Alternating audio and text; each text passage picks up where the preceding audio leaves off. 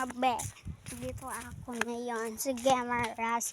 Bumili ako ng steak dahil makakain ako doon sa Duyan. So ito palakad na ako. Pauwi na ako. At tignan nyo lang. Ayun pa yung bahay namin. Oh. Kita nyo yung may blue. Basta ganun. Sobrang init. Yun ako. Ganun ako.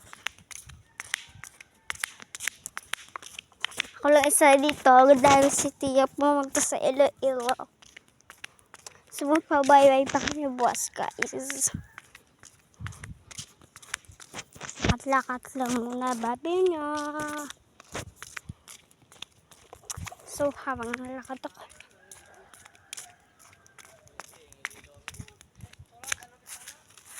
Magpapalala nga ako guys. Ikaw yung mas mapag.